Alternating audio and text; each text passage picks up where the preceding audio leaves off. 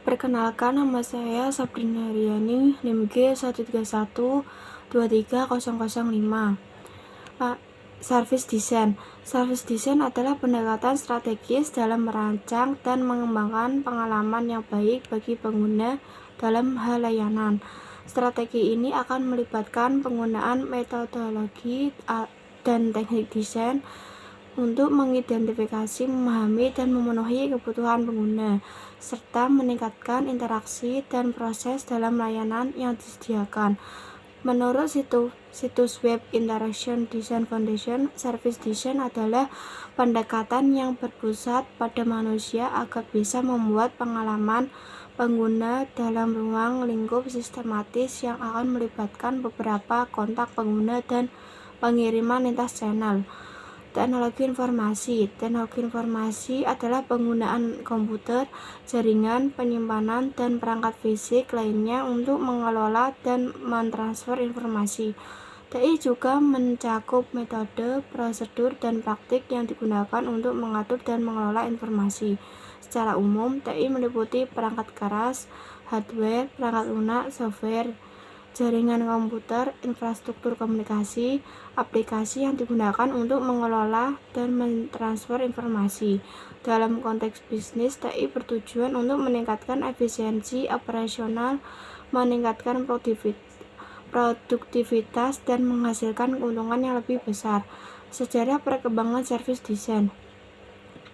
Service design berakar dari berbagai disiplin ilmu seperti desain produk, desain interaksi, dan desain pengalaman pengguna.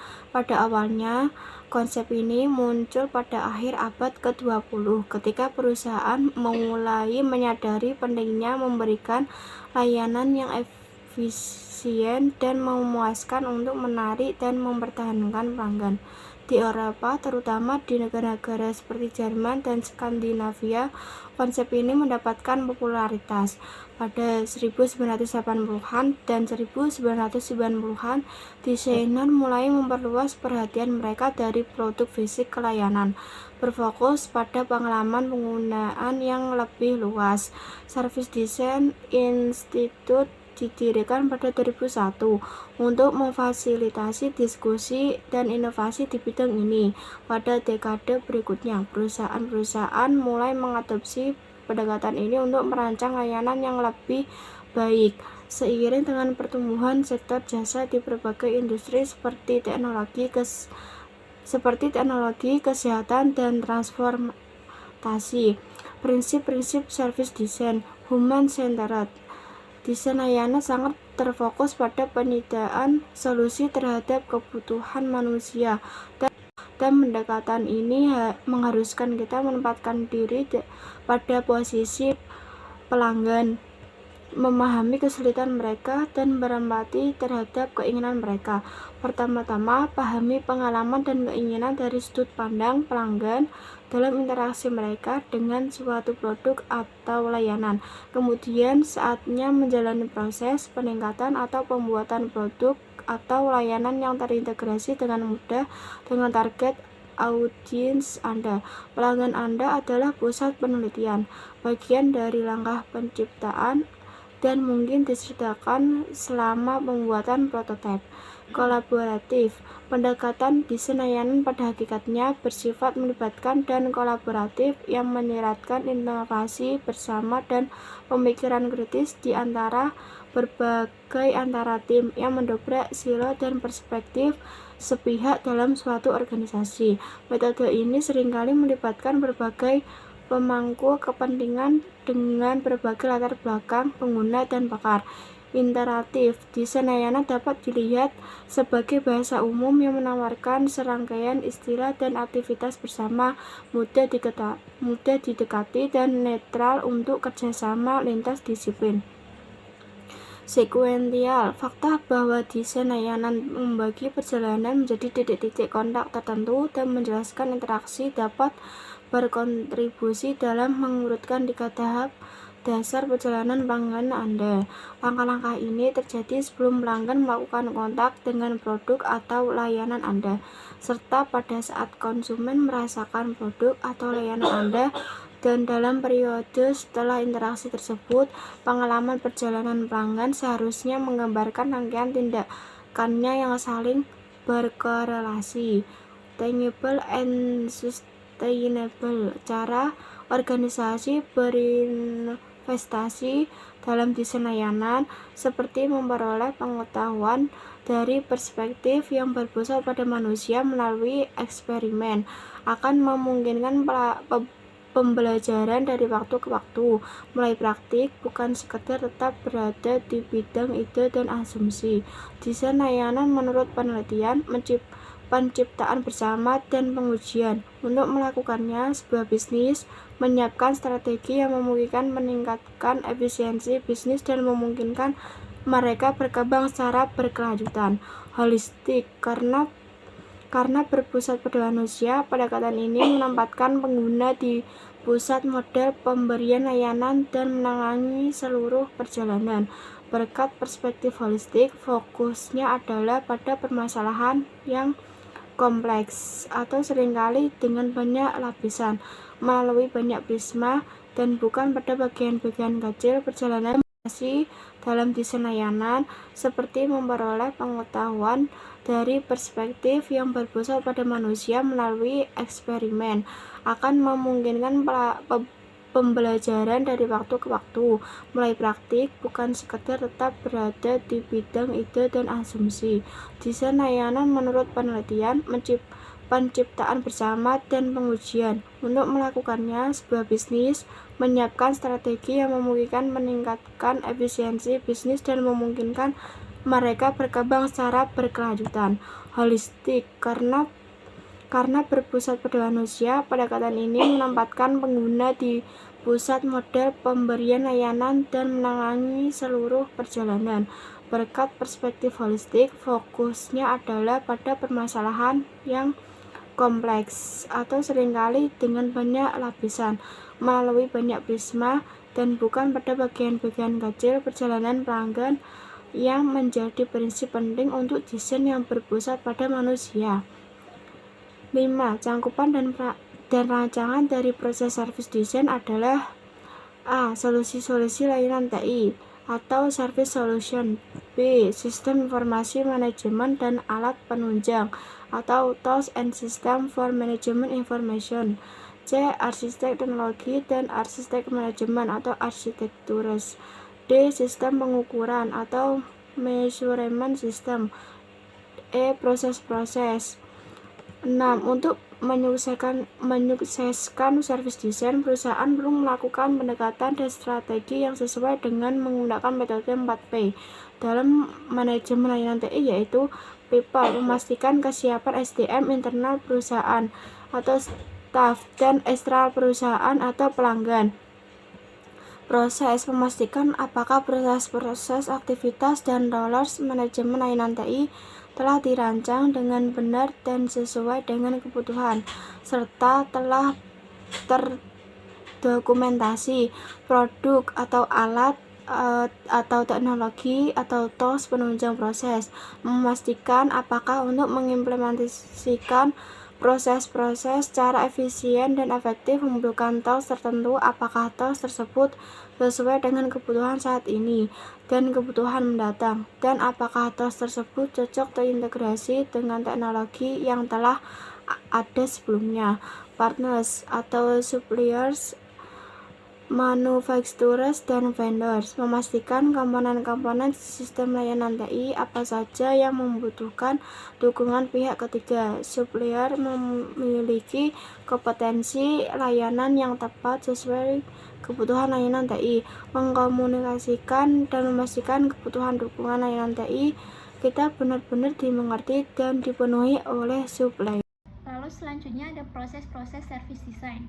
Terdapat 11 proses yang disarankan oleh ITIL untuk dilakukan oleh penyedia layanan untuk melaksanakan desain layanan, atau dengan kata lain menghasilkan service design package. Proses-proses tersebut yaitu yang pertama, service catalog management, yaitu suatu proses yang berkelanjutan untuk menghasilkan dan memperbarui secara berkala sebuah dokumen komprehensif yang berisi deskripsi rinci mengenai seluruh layanan TI. yang sedang aktif maupun yang direncanakan untuk segera beroperasi. Yang kedua yaitu Service Level Management. Proses ini untuk menegosiasikan pembuatan SLA dengan pelanggan dan memastikan semua OLA dan UC mampu mendukung pencapaian SLA, serta memonitor dan melaporkan capaian kualitas layanan yang berjalan. Yang ketiga yaitu Supplier Management. Proses ini memastikan bahwa semua perjanjian dengan pemasok kita sudah benar-benar memenuhi kebutuhan perusahaan dan bahwa para pemasok ini menjalankan tugas mereka sesuai dengan kesepakatan yang sudah dibuat. Yang keempat yaitu Availability Management, yaitu proses mendefinisikan, menganalisis, merencanakan, mengukur, dan meningkatkan semua aspek ketersediaan layanan-layanan TI. Yang kelima yaitu Capacity Management, bertujuan untuk memastikan bahwa sumber daya teknologi informasi, baik berupa layanan maupun infrastruktur, memiliki kapasitas yang memadai untuk memenuhi tingkat layanan yang telah disepakati bersama pelanggan. Lalu yang keenam yaitu Risk Management. Proses ini bertujuan mengidentifikasi dan mengatasi segala risiko yang dapat mengganggu layanan IT. Yang ketujuh yaitu IT Service Continuity Management, yaitu proses mengelola risiko-risiko yang dapat berdampak serius bagi layanan-layanan TI. Yang kedelapan ada Information Security Management, yaitu proses memastikan kerahasiaan, integritas, dan availabilitas informasi data dan layanan-layanan TI sebuah organisasi. Yang kesembilan yaitu Arsitektur Management, proses membuat sebuah cetak biru atau blueprint pengembangan teknologi ke depan dengan mempertimbangkan pilihan strategi layanan dan teknologi-teknologi yang terbaru yang telah tersedia.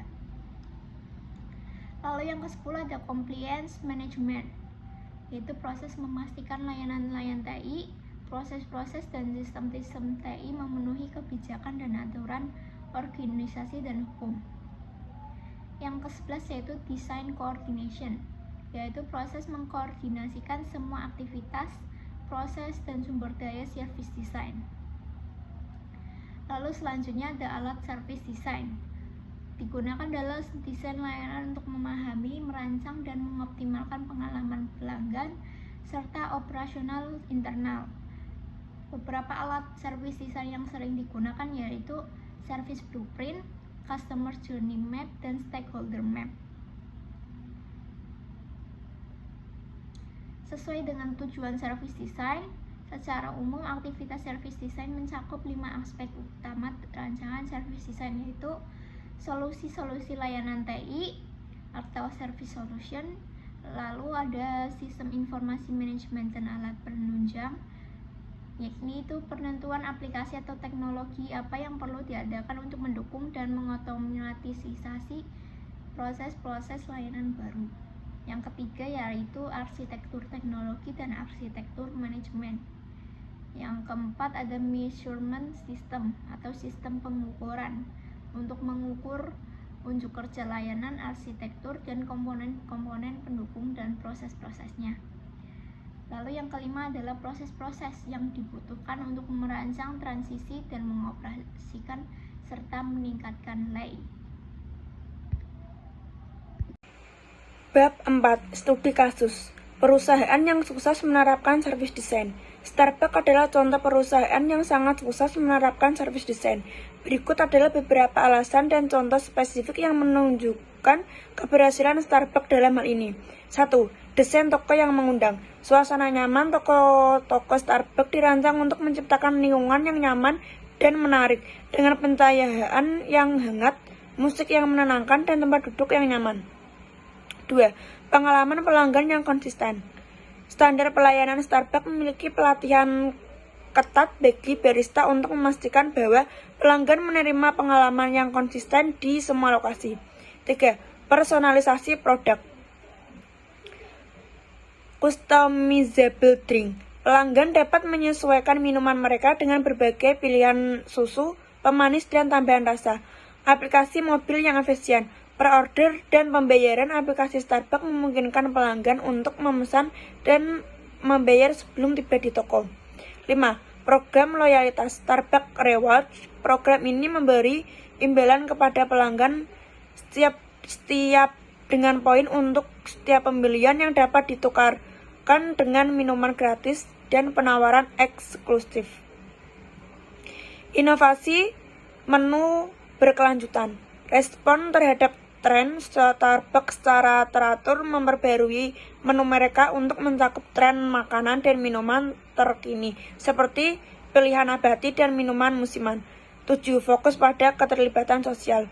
Inisiatif keberlanjutan Starbucks berinvestasi dalam praktik yang berkelanjutan seperti pengguna bahan daur ulang dan inisiatif pengurangan limbah.